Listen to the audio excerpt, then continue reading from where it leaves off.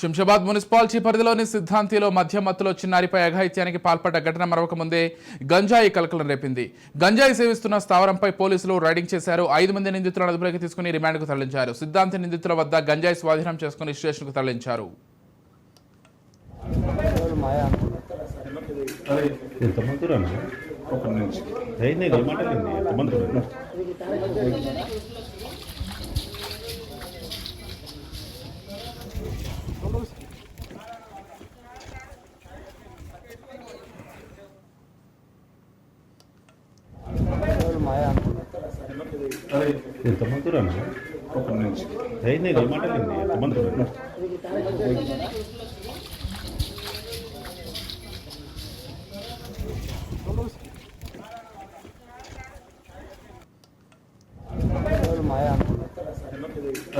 ఎంతమంది ఒక నుంచి మాట్లాడింది ఎంతమంది